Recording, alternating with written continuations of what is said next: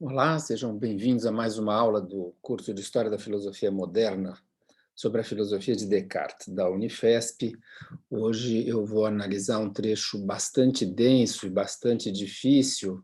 Na verdade, ler com atenção faz a gente aprender muitas coisas da filosofia do Descartes, coisas bastante originais, que estão na base da originalidade da prova da existência de Deus no Descartes, mas também ensinam coisas sobre outros assuntos, em particular, como o Descartes está pensando o princípio da causalidade, é um assunto crucial na filosofia. Eu vou me concentrar nos parágrafos 15 a 18, que parecem formar um todo, eles parecem apresentar as condições nas quais se pode dar uma prova, ou aquelas considerações prévias necessárias que colocam justamente a possibilidade da prova da existência de Deus, né? A gente tinha visto aqui que um caminho para tentar sair para fora da minha própria existência, por meio da origem das ideias, né? A relação causal das ideias sensíveis, consideradas como efeitos das coisas sobre a nossa mente. Esse caminho era estava fadado ao fracasso, né? Nós vimos os argumentos pelos quais nós não podemos concluir que existam coisas fora de nós, e menos ainda que essas supostas coisas fora de nós sejam semelhantes às ideias sensíveis que nós temos delas, né? O resultado, eu acho que não é totalmente negativo dessa primeira análise, porque, de alguma maneira, o Descartes sugere, e isso vai reaparecer um pouco aqui, que talvez todas as nossas ideias elas não sejam adventícias, isso, elas não venham de fora. Em algum sentido, as nossas ideias sensíveis, elas são, ou elas podem ser causadas, né, ou ter origem em nós mesmos, né? Mas vamos devagar, porque ele traça aqui uma distinção no parágrafo 15, e ele claramente retoma um vocabulário anterior ao dele. Então, é um exemplo muito claro em que o Descartes está dialogando com a tradição, embora ele aparentemente tenha rejeitado tudo o que veio antes dele, pondo em dúvida todas as crenças que ele aprendeu, né? E começaria desde o fundamento, apenas na sua reflexão pessoal, na sua meditação isolada que ele faria, mas na verdade a gente vê, já sugeri outras vezes, mas aqui é explícito que ele retoma um vocabulário de filósofos medievais, né? Então, aqui ele traz essa distinção agora a respeito das ideias que nós temos, né? Duas maneiras de entender as ideias. De um lado, elas poderiam ser entendidas, como ele fala, né? Do ponto de vista da sua realidade formal, né? E enquanto tendo uma realidade formal, ou como ele fala, uma forma de pensar, são todas iguais, né? São todas modificações do pensamento. Isso, voltando lá para o parágrafo 9 da segunda meditação, ele diz, né, que eu sou uma coisa que penso, o que é uma coisa que pensa, e aí ele enumera modificações do pensamento. Então, querer ou não querer são duas modificações do pensamento. Imaginar e sentir também são modificações do pensamento. Então, até aqui, o que o Descartes estava considerando é que todas essas ideias, falando de uma maneira muito geral, elas são, ou, se vocês quiserem também, né, a gente viu, tem vontades e juízos, mas tudo isso não passam de modificações do pensamento. E as ideias, num sentido um pouco mais estrito, enquanto distintas de vontades e de juízos, elas também são, todas elas, igualmente modificações do pensamento. Então, se eu pensar numa formiga ou se eu pensar num elefante, tanto o pensamento na formiga quanto o pensamento né, no elefante são igualmente pensamentos, né? São ideias que nós temos em nossas mentes, né? E aí ele diz que a esse respeito, todas parecem provir de mim de uma mesma maneira. Isso é, meu pensamento pode ter diferentes modificações, nesse sentido, todas as ideias são igualmente modificações do meu pensamento. Mas ele contrasta esse tipo de consideração sobre a ideia, isso é, a ideia enquanto mera modificação do pensamento, ele também diz que nós podemos considerar as ideias como imagens, dentre as quais algumas representam uma coisa e outras uma outra, né? E ele diz, isso é evidente que elas são bastante diferentes entre si. Claro, pensar numa formiga é uma coisa, pensar num elefante é outra coisa, porque, afinal de contas, formiga e elefante são animais muito diferentes, né? Mas ele faz aqui uma distinção, não só aqui do conteúdo, porque, no final das contas, formiga e elefante são igualmente animais, ou, se vocês quiserem, são substâncias, embora uma substância pequenininha e uma substância grandona, né? Ele faz uma espécie de hierarquia entre tipos de ideias, não propriamente ideias particulares, como essas ideias que eu falei, ideia na formiga e a ideia no elefante, mas ele faz assim, algumas me representam substâncias, né? Vai aparecer mais para frente o exemplo da pedra, né? Então, eu posso pensar numa formiga, num elefante ou numa pedra, isso eu estou pensando em coisas ou em substâncias, coisas que existem por si mesmas, né? Agora, outra coisa é eu pensar numa modificação, por exemplo, que o elefante seja cinza, ele poderia não ser cinza, né? Então, é um acidente, né? Ou é uma modificação que uma substância poderia eventualmente não ter, né? Eu posso ter uma pedra redonda ou uma pedra oval, né? Então, ser redondo ou ser oval são modificações de uma substância, no caso da pedra, né? Ou mais para frente, a pedra poderia estar ao sol e ela está aquecida, ou a pedra poderia estar, sei lá, debaixo da neve, portanto, ela está fria, né? Então, estar fria ou estar quente, no caso da pedra, são modificações que a pedra pode sofrer, e isso ele fala, então, que a ideia ela pode ter um maior número de grau de ser ou de perfeição, né? Do que as ideias que representam apenas modos ou acidentes, né? Então, quando eu me represento uma formiga, né, e penso que a formiga tem 6 patas, né? Acho que tem 6 patas, uma formiga, né? Uma aranha tem 8. Ou que o elefante é pesado, né?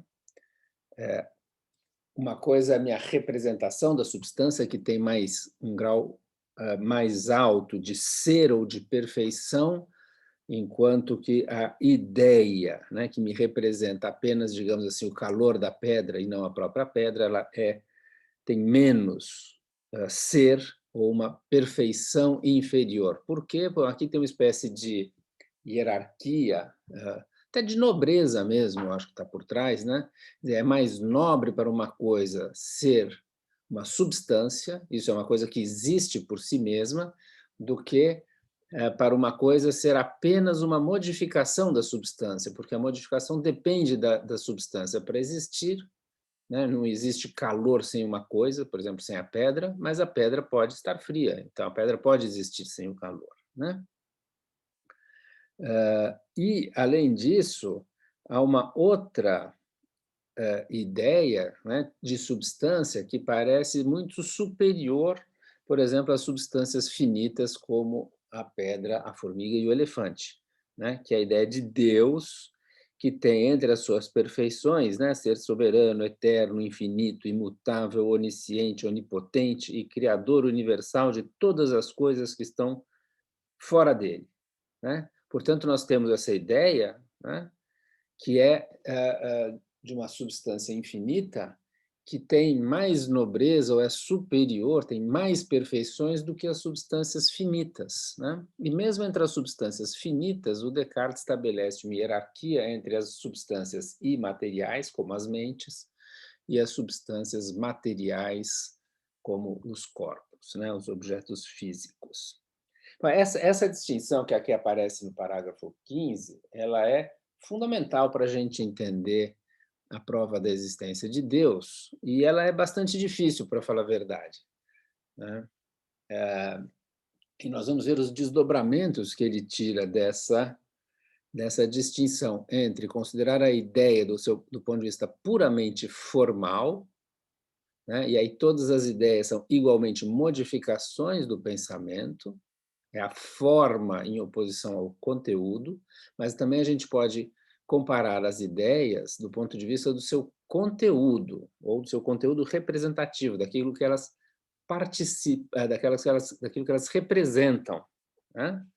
E conforme aquilo que elas representam, se elas representam um modo, se elas representam uma substância finita, material, se elas representam uma substância finita imaterial, ou se elas representam uma substância infinita, como é o caso de Deus, nós temos aqui uma hierarquia de graus de ser ou de perfeição, que nós vamos subindo da modificação para a substância finita material, para a substância finita e imaterial para a substância infinita, né?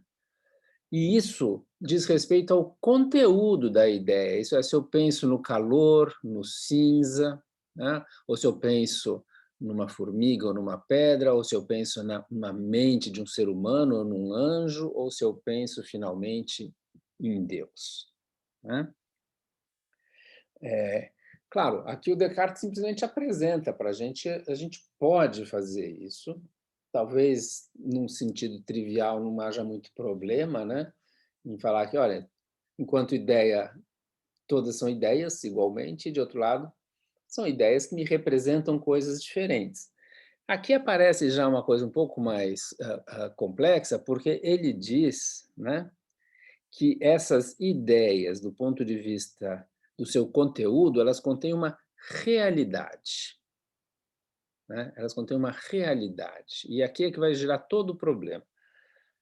Elas contêm uma realidade, e essa realidade ele apresenta numa linguagem platônica, né? Há uma realidade na ideia, quer dizer, uma ideia, por ter um determinado conteúdo e não outro conteúdo, essa ideia tem uma realidade.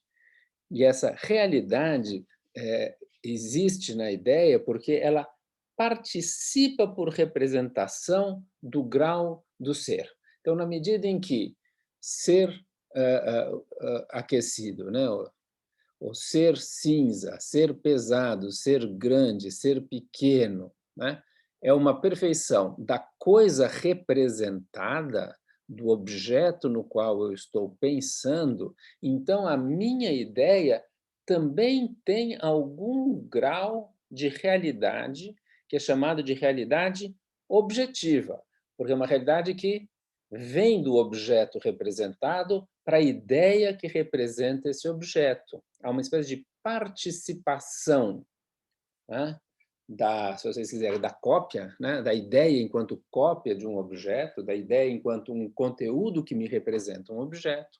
E então, essa ideia tem, em algum grau, por ter um conteúdo representativo, ela participa da realidade do objeto. Então, na medida em que uma modificação tem menos realidade do que uma substância finita particular, a ideia de uma modificação teria menos realidade objetiva do que. Desculpa. A modificação teria uma realidade objetiva inferior à ideia que, por representar uma substância finita, também tem um certo grau de realidade. Então, é uma espécie de espelho, né? Se eu tenho um objeto que é uma mera modificação, que tem uma realidade muito baixa, a ideia também tem uma realidade objetiva muito baixa, porque participa dessa realidade baixa.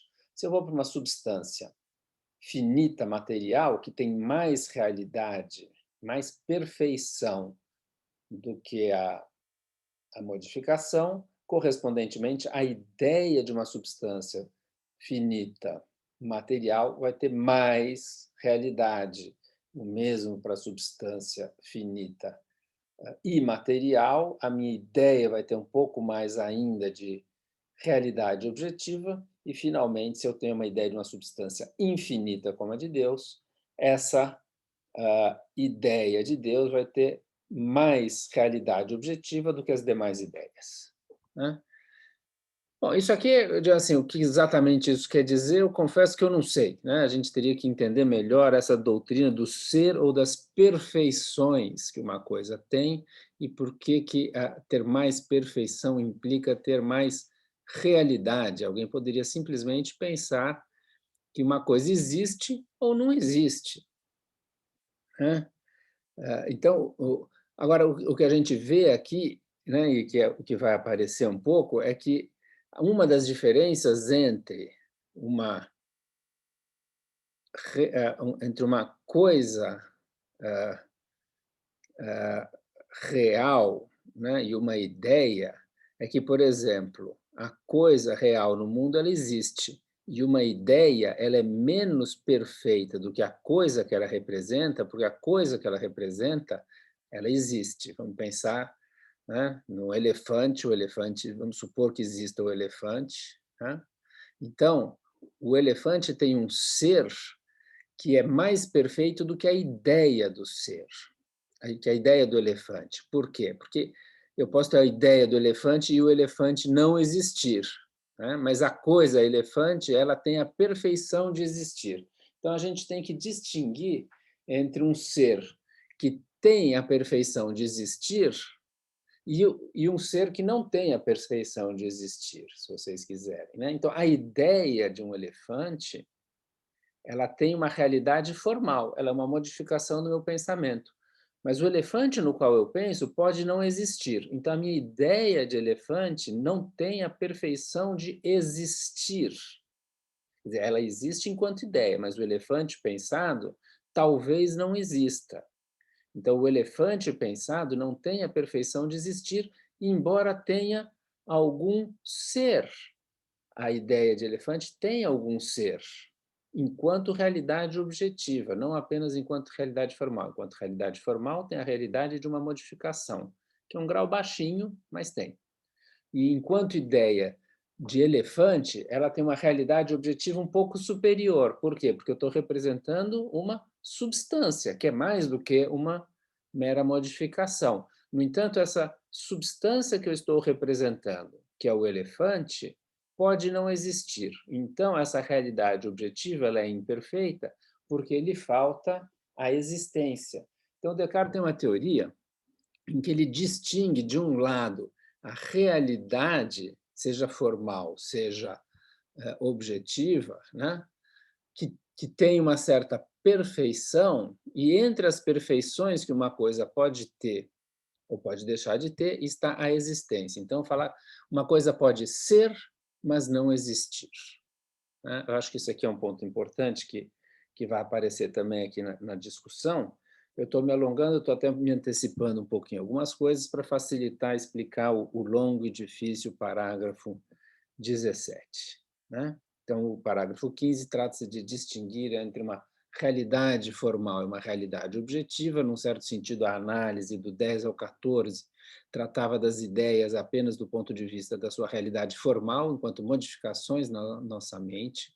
Isto é, todas elas são efeitos, ou seriam efeitos da ação dos objetos externos sobre a nossa mente, que causariam as ideias sensíveis, que seriam as adventícias. Descartes mostrou que esse caminho não leva, não tem como demonstrar uma coisa fora de nós por meio da origem das ideias sensíveis.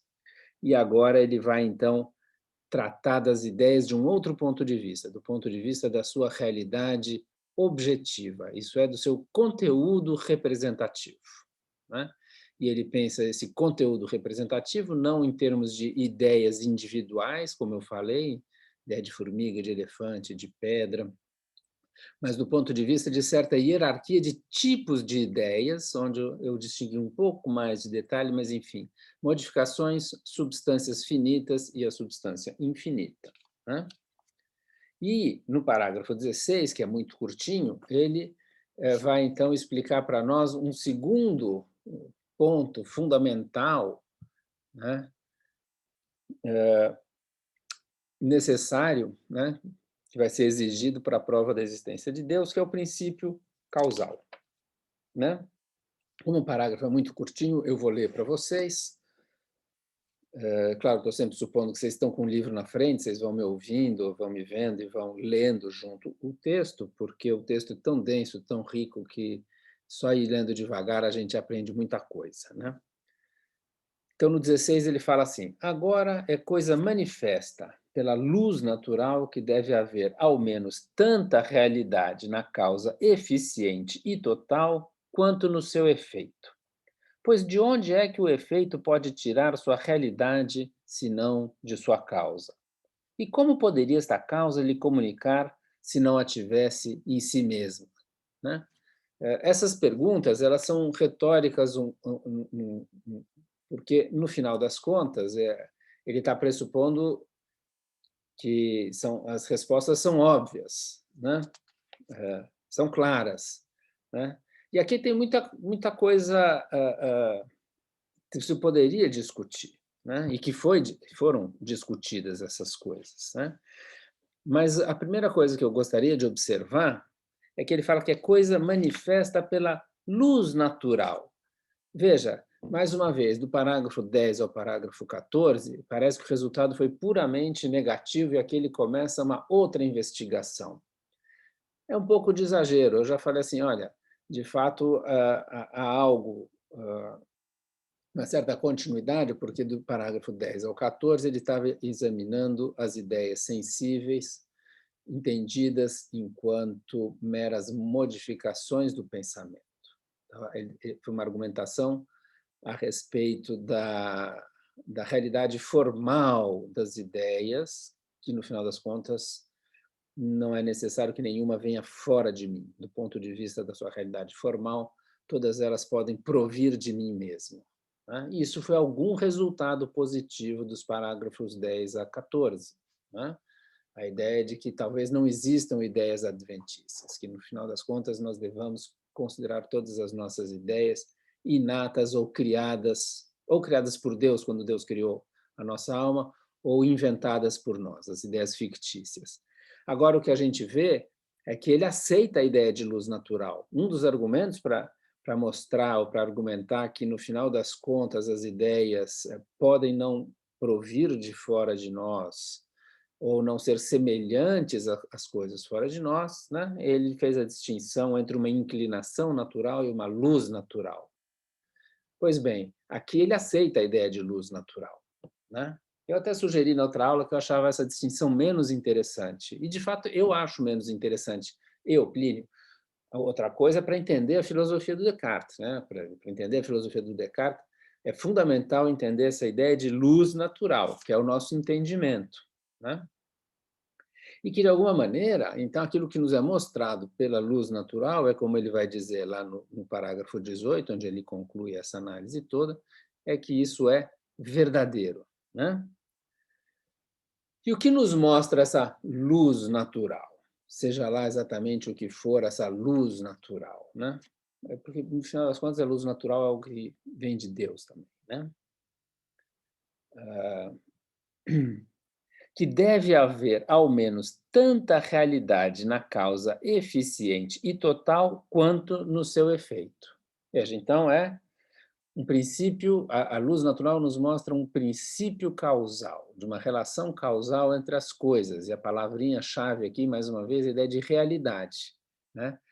Quer dizer, seja na realidade formal, seja na realidade objetiva, né? A realidade formal é aquilo que a coisa é, se ela é uma modificação ou se ela é uma substância, né?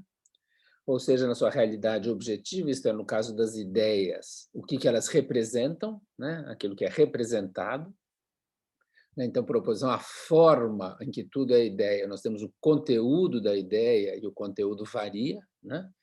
seja na realidade formal, seja na realidade objetiva, a causa dessa realidade, né? E ele fala de causa eficiente total, quer dizer, uma causa que de fato produz, né? E essa causa vai ser considerada como um todo, essa causa como um todo ela tem que de fato produzir o seu efeito. E para isso é preciso que a causa tenha tanta realidade quanto o efeito, né? E ele fala pois, né? Pois, então parece que ele está argumentando. Porque se a causa não tirasse, né, de si mesma, né, a realidade do efeito, haveria, parece que como que isso ele vai retomar depois, né, uma produção a partir do nada. Né? Seria, o nada poderia causar alguma coisa. Isso é um absurdo. Né? De fato, há muita discussão essa sobre a ideia se o nada pode causar alguma coisa ou não, e talvez seja um princípio da filosofia de que o nada não pode causar, né? O nada não tem propriedades, portanto, ele não pode ser causa de nada, é preciso sempre que exista alguma coisa que seja a razão da existência de outra. Né? Às vezes se chama também o princípio da razão suficiente. Né? Mas esse pois parece introduzir uma explicação, né? Como se fosse um argumento, né? Dado que um efeito só pode tirar a sua realidade da sua casa, então se segue que há tanta realidade na causa eficiente quanto no seu efeito, né? E mais, quer dizer, se a causa, se o efeito tira a sua realidade da causa, né? A causa precisa ter isso, porque senão como é que a causa iria transmitir? Então, de um lado, o efeito precisa tirar a sua realidade da sua causa, não pode ser de si mesmo, porque ele é um efeito, e de outro lado, essa causa só pode transmitir, né, a sua realidade, se ela tiver essa realidade, né, em si mesma. O pois parece introduzir um argumento, mas eu acho que aqui não tem um argumento. Né? Eu lembro uma vez eu assisti uma palestra justamente de uma filósofa, uma historiadora da filosofia moderna mexicana, em que ela argumentou longamente que esse parágrafo aqui, o Descartes, não consegue provar o princípio causal dele, o princípio causal de que a causa deve ter tanta realidade quanto o seu efeito. Né? E eu acho que ela não conseguiu.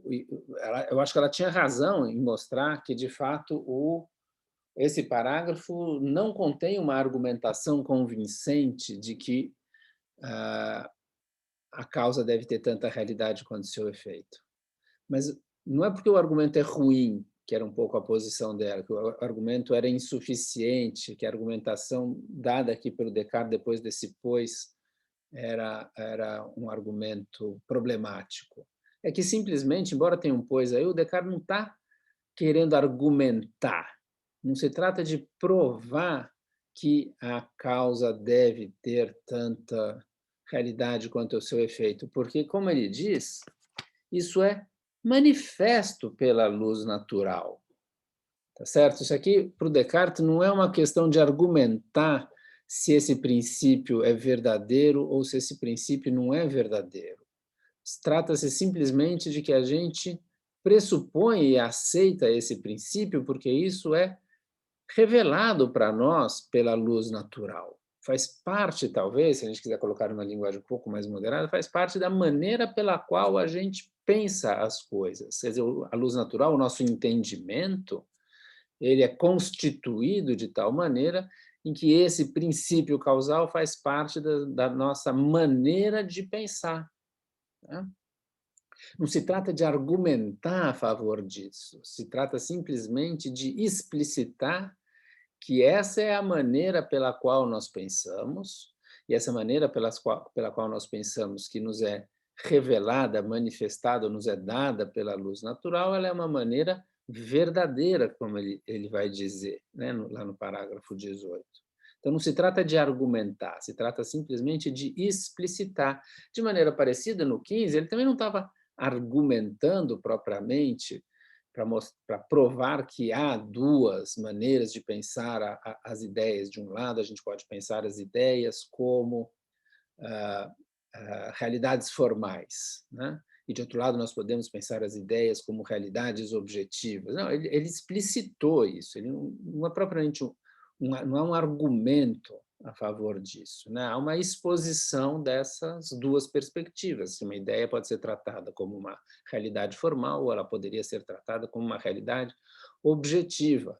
E, nesse caso, né, o grau de realidade da ideia depende do objeto que é representado, porque participa, né, por representação da realidade do objeto, né? Bom, você pode aceitar isso ou pode não aceitar isso. O Descartes aceita isso, né? E para a gente entender a prova da existência de Deus, nós vamos ter que aceitar essas duas coisas, a distinção entre realidade formal e realidade objetiva das ideias, e vamos ter que aceitar o princípio causal, né?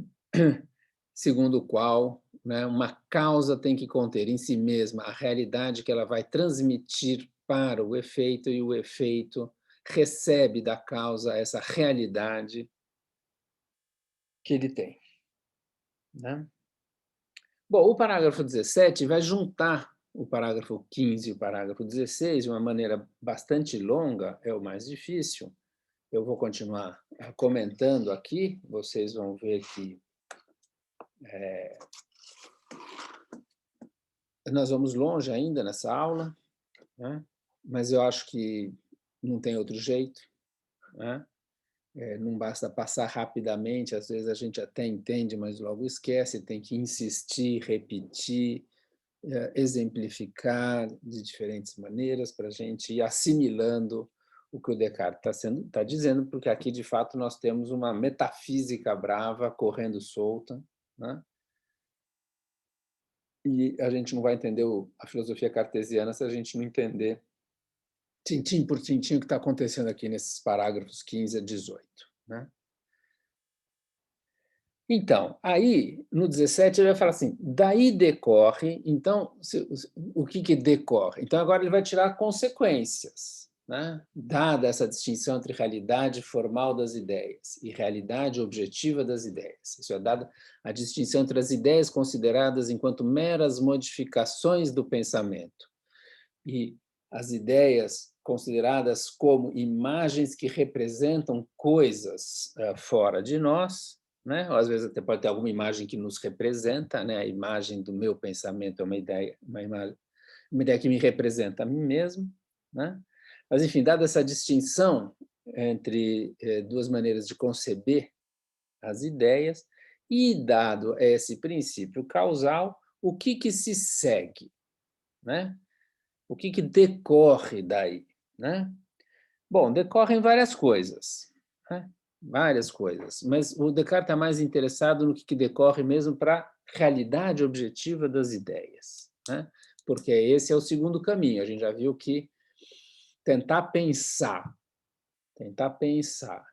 qual é a causa das ideias sensíveis, do ponto de vista da origem, né, das ideias sensíveis, isso não leva a lugar nenhum. O Descartes não consegue provar a existência de outra coisa além dele mesmo, né? Então, o princípio causal aplicado para as ideias sensíveis, enquanto meras modificações formais, não produz nenhuma demonstração de algo fora de mim, né? Então, ele vai tentar aplicar agora esse princípio causal, entendido dessa maneira, como ele falou no 16, para o conteúdo representativo das ideias, isto é, para a realidade objetiva das ideias, né? E isso é que vai produzir, então, a prova a partir lá do parágrafo 19. Mas vamos ver, então, o que ele diz aqui no 17, né? Talvez eu tenha que correr um pouco, porque o tempo vai passando, a aula começa a ficar longa demais também, né? Então, em primeiro lugar, veja, ele diz assim, né? Eu vou ler. Daí decorre não somente que o nada não poderia produzir coisa alguma, né? Então tudo tem que ter uma causa de existência, não há nada que exista que não tenha uma causa, coisa que o Hume, por exemplo, depois vai discordar e vai falar por quê, né? Por que algo não pode surgir do nada, né? A gente pensa o Big Bang, né? Na nossa teoria física, não havia nada e, de repente, há uma explosão e surge o universo. De onde veio esse universo? Para a nossa teoria física, ele veio do nada, né? Por que que não poderia ser, né? Mas o fato é que o Descartes aceita que o nada não pode produzir coisa alguma. Mas também, e aqui talvez seja o mais importante para nós, né, é que o que contém em si mais realidade não pode ser uma decorrência, uma dependência do menos perfeito, né? Então, por exemplo, uma modificação não pode produzir uma substância, mas uma substância pode produzir uma modificação.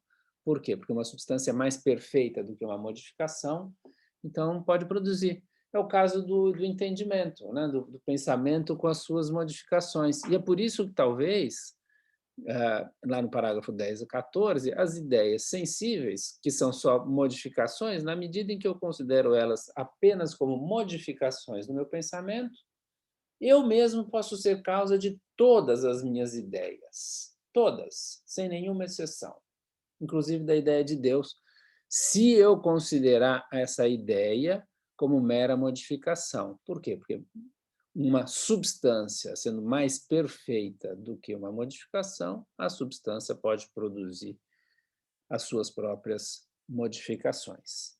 Tá certo? E aí, o que o Descartes continua dizendo assim, e esta verdade não é somente clara e evidente nos seus efeitos, que possuem essa realidade que os filósofos chamam de atual ou formal, mas também nas ideias onde se considera somente a realidade que eles chamam de objetiva. Tá? Então, ele está explicitamente reconhecendo que esse vocabulário da realidade formal e da realidade objetiva é tomada de empréstimo de outros filósofos, né? Por exemplo, a pedra que ainda não foi, não somente não pode agora começar a ser, se não for produzida por uma coisa que possui em si, formalmente ou eminentemente, tudo que entra na composição da pedra. Então, veja, ele está falando aqui da coisa, né? Uma pedra tem uma realidade formal, né? Ele não está falando da ideia da pedra, ele está falando da pedra. A pedra tem uma realidade formal, e a realidade formal de uma pedra é de ser uma substância. Então, aquilo que vai produzir a pedra tem que ser, no mínimo, substância. O calor não produz uma pedra, porque o calor é uma modificação, e uma modificação tem menos realidade do que uma substância, né? Então, o tempo inteiro o Descartes está pensando em termos dessa estrutura, substância e modificação, e depois substância finita e substância infinita. E entre as substâncias finitas nós temos materiais e imateriais. Esse é o esquema ontológico, metafísico, se vocês quiserem, da filosofia cartesiana, né? E aqui a gente está aprendendo a relação causal, então, e essas coisas. Então, realidade formal, realidade objetiva, depois nós temos assim, uma realidade, né?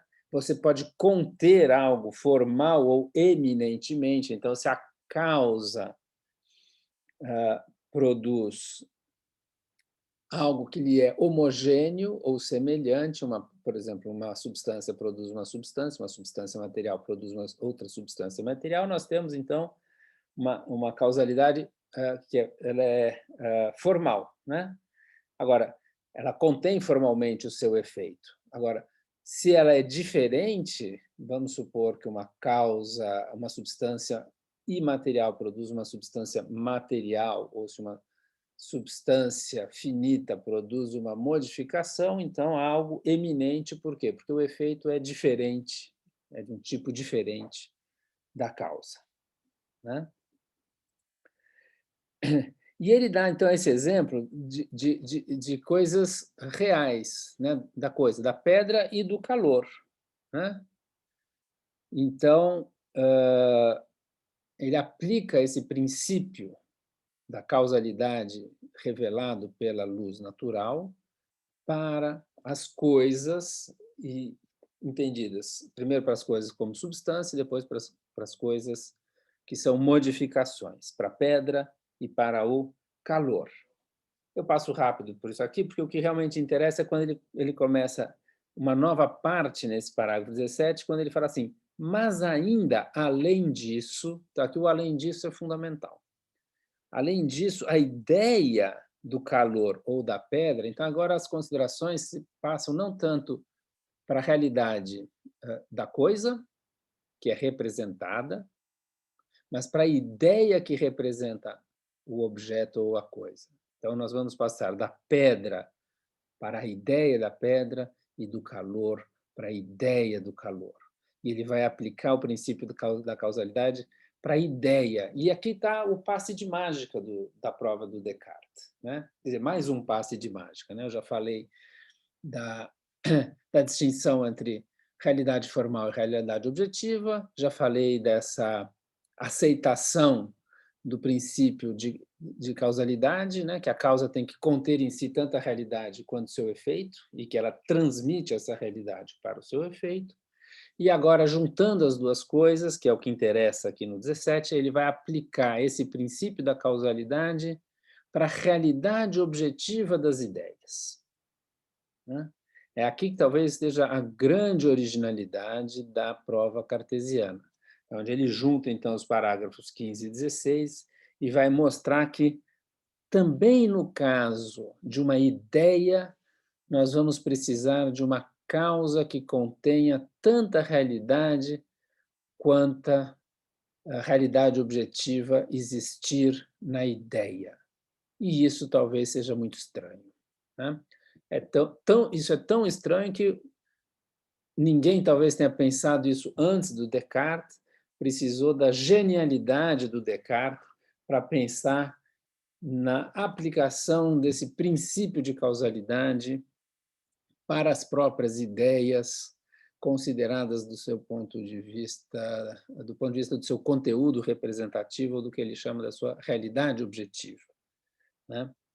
É como se o Descartes estivesse dando uma espessura, né, um peso, né, uma densidade às ideias que elas não tinham antes dele, né?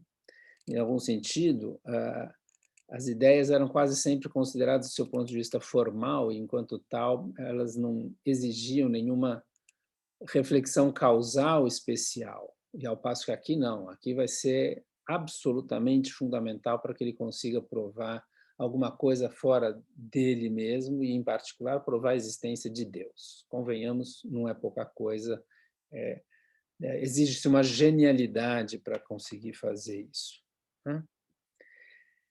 Então, também a ideia, diz ele, do calor ou da pedra não pode estar em mim se não tiver sido aí colocada por alguma causa que contém em si ao menos tanta realidade quanto aquela que concebo no calor ou na pedra. Portanto, trata-se de aplicar, como estou insistindo, o princípio da causalidade às ideias, né? E aí ele vai tentar argumentar, ou pelo menos explicar, né, a decorrência da distinção entre realidade formal e realidade objetiva. E do princípio de causalidade, então, é que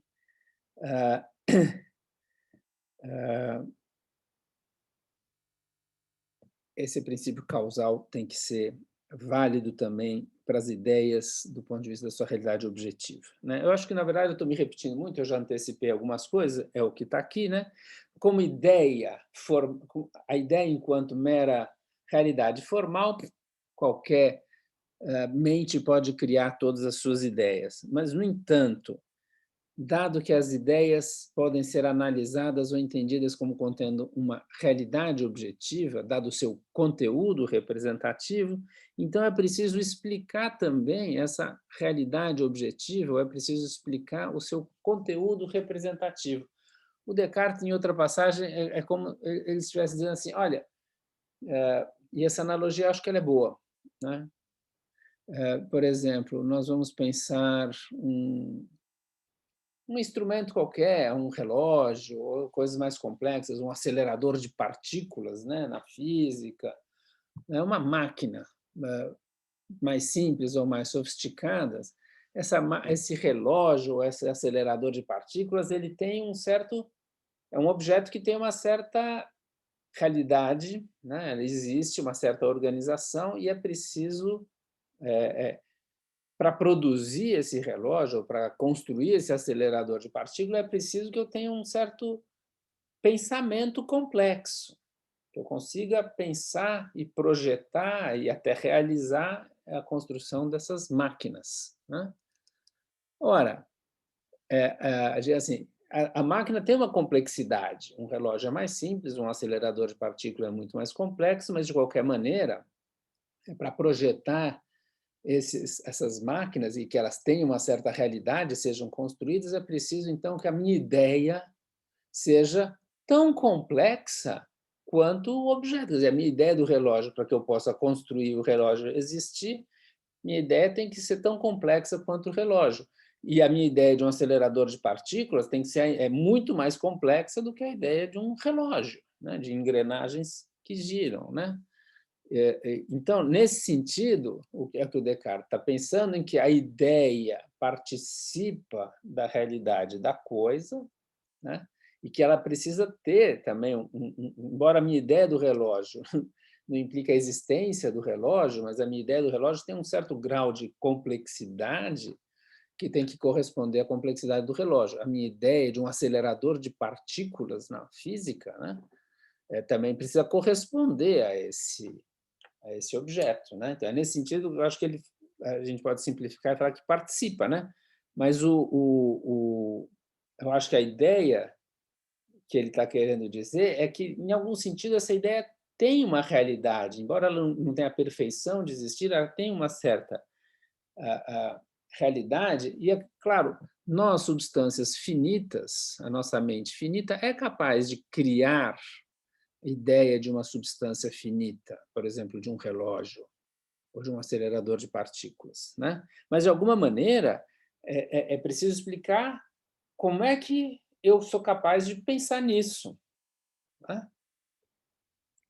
De alguma maneira, o que ele está dizendo é que como é que eu sou capaz de criar ideias, por exemplo, de pensar num elefante ou, não, ou numa formiga, ou num relógio, ou num acelerador de partículas, né? De alguma maneira, esses meus pensamentos, eles não, do ponto de vista do conteúdo, eles não vêm do nada, né? Eles têm que, de alguma maneira, ser criados, né? E aqui ele fala isso que eu já falei também, né? Quer dizer, uma coisa está no entendimento, né? Objetivamente, isso é por representação, isso é ter um conteúdo que me representa alguma coisa, né? Mas esse conteúdo não é um mero nada, né? Então, você pode pensar uma ideia do ponto de vista da sua realidade formal, isso é como mera modificação. Qualquer modificação poderia produzir uma modificação, e, com muito mais razão, uma substância finita pode produzir a modificação. Uma mente que pensa pode produzir os seus pensamentos. Mas, do ponto de vista do conteúdo, também se aplica essa ideia de que é preciso de uma causa, né? Aparentemente, poderíamos dizer, uma substância finita como a mente humana pode causar, né, a ideia de um relógio, que também é uma substância finita, né? Por quê? Porque a mente tem pelo menos tanta realidade quanto a ideia de um relógio, né? E, mais uma vez, a ideia de um relógio pensando no ponto de vista do conteúdo, porque o conteúdo, a ideia de um relógio é a ideia de uma substância, então tem um grau de realidade superior à ideia do relógio considerada meramente como modificação formal, né? Como realidade formal, isso é como mera modificação, né? Mas, né, essa realidade da causa que produz a realidade objetiva da ideia tem que estar na própria causa, né? Então, isso é necessário, né? Eu acho que ele está desdobrando apenas, né, como ele foi uma decorrência dos parágrafos 15 e 16, né? É preciso que a causa contenha em si aquela realidade que ela vai transmitir para a ideia de uma certa coisa, né? Ah, e, em seguida, ele vai falar: é claro que, na medida em que a causa tenha que conter pelo menos tanta realidade quanto o seu efeito, nós podemos pensar que uma ideia pode causar outra ideia, porque uma ideia tem tanta realidade quanto outra ideia que seria o seu efeito, né? Mas aí o que o Descartes se dá conta é que se uma ideia pode produzir outra ideia, que pode produzir outra ideia, que pode produzir outra ideia, assim até o infinito, se nós estamos falando de causa da realidade de uma ideia, e uma ideia sempre pode ser causada por outra ideia, e se isso for até o infinito, a gente nunca vai pular fora das ideias.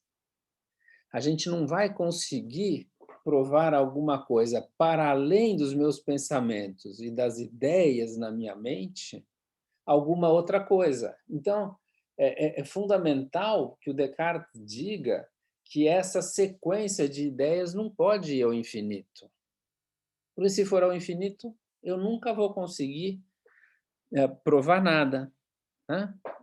Então ele diz assim: e ainda que possa ocorrer que uma ideia dê origem a uma outra ideia, isso, todavia, não pode estender-se ao infinito. Claro que não pode, porque se estender, ele está perdido, né? Mas alguém poderia perguntar: mas por que que não pode se estender ao infinito? Qual é o problema de se estender ao infinito, né? Uma ideia causa outra ideia, causa outra ideia, causa outra ideia, e essa sequência não tem fim.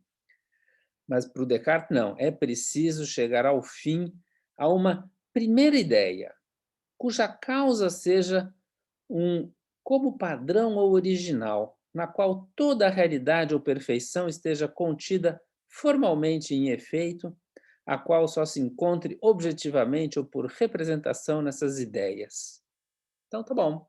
Então, precisa, né? Se ele diz que precisa, nós estamos tentando entender, para ele precisa, então precisa, né? Então, quer dizer, o que eu estou insistindo às vezes um pouco aqui é, assim, sem jamais negar o brilho e a genialidade do Descartes, ao contrário, eu acho que aqui é um dos filósofos mais brilhantes, aqui também, né? Mas o número de coisas que ele vai afirmando, aparentemente, sem uma análise mais detalhada, ou sem dizer, é claro que depois tem as objeções, as respostas, ele se alonga, etc. e tal. Mas, à primeira vista, aqui simplesmente aparece assim: é preciso chegar a uma ideia primeira, né? Cuja causa seja como um padrão original. Quer dizer, ainda tem que ter um fim, e esse fim, né, essa sequência tem que ter um fim, e ela termina num tipo, né, numa causa muito específica, né? E eu já falei a razão, claro, porque se ele não aceita isso, a prova não vai adiante, né? A prova de algo fora de mim, algo para além do meu pensamento e das minhas ideias, né? De sorte que, então parece que nós chegamos a uma conclusão finalmente aqui no parágrafo 17, embora a conclusão mesmo venha no 18, a qual eu falo. De sorte que a luz natural me faz conhecer evidentemente que as ideias são em mim como quadros ou imagens que podem, na verdade, facilmente não conservar a perfeição das coisas de onde foram tiradas. Por quê? Porque falta a perfeição da existência, né? Eu tenho a ideia da coisa, mas a coisa pode não existir. Então, simplificando, eu posso ter a ideia de uma formiga e a formiga não existir, eu posso ter a ideia de calor e o calor não existir, eu posso ter a ideia dos anjos e os anjos não existirem, eu posso ter a ideia de Deus e Deus não existir, né? Mas que jamais podem conter algo de maior ou mais perfeito, né? Mas a grande sacada disso tudo, como eu falei, é isso, é dizer, a distinção entre realidade formal e realidade objetiva introduz uma, uma maneira de pensar as ideias em que as ideias não são um nada, elas têm uma realidade, mesmo que não tenham a perfeição de existir, elas têm um grau de realidade, e esse grau de realidade precisa ser explicado, e ele precisa ser explicado por uma causa que contenha tanta realidade quanto tem a realidade objetiva, essa ideia, né?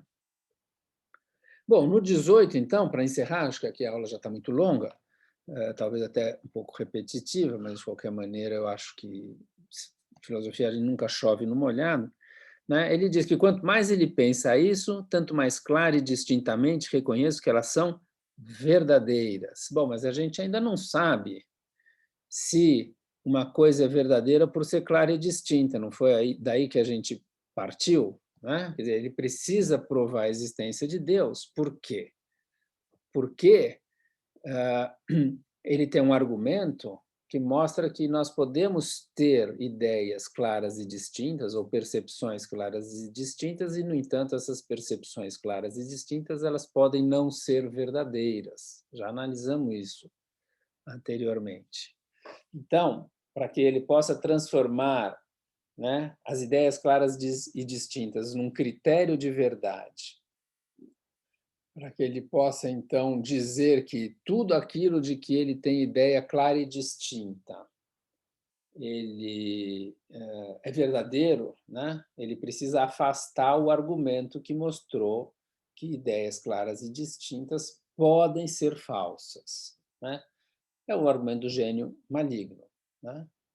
No entanto, agora, aqui do 15 ao 18, ele parece dizer que, ao examinar essas coisas, suponho que ele esteja justamente dizendo essas coisas são essa distinção entre realidade formal e realidade objetiva, ao analisar o princípio da causalidade e ao aplicar o princípio de causalidade à realidade objetiva das ideias, ele reconhece que elas são verdadeiras. Mas como que ele pode reconhecer que são verdadeiras se ele mesmo falou que clareza e distinção ainda não pode ser estabelecido como critério de verdade?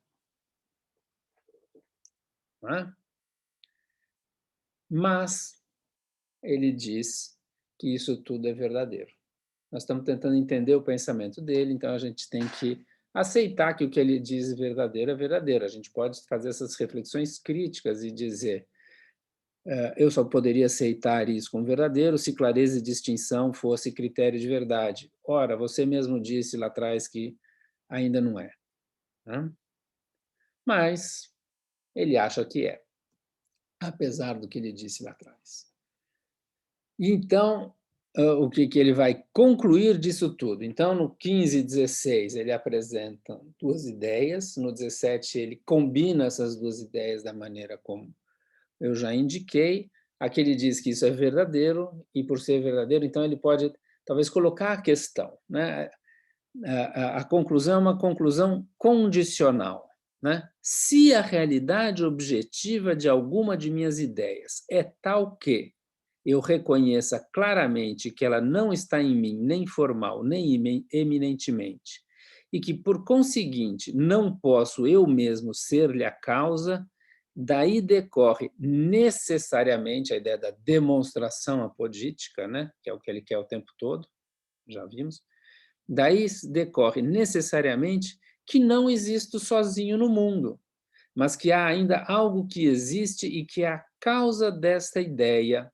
Então, é condicional. Até aqui, ele ainda só colocou as condições, ele está colocando as condições nas quais ele pode dar uma demonstração, né, necessária, que leva a uma conclusão verdadeira, a respeito da qual não há a menor dúvida, da qual nós estamos absolutamente certos, que é de que ele não existe sozinho. Por quê? Porque existe uma causa dessa ideia que exige a suposição ou a afirmação de uma coisa fora de mim mesmo, né? Ao passo que, se não se encontrar em mim uma tal ideia, não terei nenhum argumento que me possa convencer e me certificar da existência de qualquer outra coisa além de si mesmo. É o que a gente chama de solipsismo, né? Então, por meio das ideias sensíveis, consideradas enquanto realidades formais, a gente não consegue sair fora de nós mesmos. Pela realidade objetiva, talvez a gente consiga, se existir uma ideia tal que eu mesmo não posso ser a causa. Porque até aqui parece que eu posso ser a causa de todas as minhas ideias. Parece que eu posso ser a causa de todas as minhas ideias enquanto realidades formais, mas, sobretudo, parece que eu posso ser, ou talvez eu possa ser, a causa inclusive da realidade objetiva das ideias. A questão é saber se, do ponto de vista da realidade objetiva das ideias, existe alguma ideia que exija a postulação de uma causa diferente de mim mesmo, que eu não posso ser uma causa. Eu diria mais ou menos o seguinte, quer dizer, causa de um relógio, da ideia de um relógio. Eu não posso ser, porque eu não aprendi mecânica. Acelerador de partículas, então, muito menos, né? Eu também não posso ser causa dessa ideia. Essa ideia de um acelerador de partículas, então, exige inúmeros seres humanos, né? Cientistas altamente treinados e qualificados, né? Mas o Descartes não está pensando, né, como eu falei, nessas ideias mais específicas, que nem a ideia de uma formiga ou a ideia de um elefante. Ele está pensando em tipos de ideia, de hierarquias. Um relógio e um acelerador de partículas são substâncias finitas materiais, e, portanto, uma substância finita imaterial pode ser causa dessas ideias, né? Eu diria que não, mas não é a minha mente finita, não é qualquer mente finita, não é por ser uma mente finita, por ser uma substância que eu poderia ter ideia de qualquer outra substância, né? Mas ele está pensando em ter uma hierarquia de tipos de ideias, né? E, portanto, ele vai ver se existe alguma ideia cuja realidade objetiva, ou seja, cujo conteúdo não pode ser explicado por uma substância finita. E isso nós vamos ver na próxima aula, quando analisaremos, então, a partir do 19, a prova da existência de Deus. É isso aí, até lá.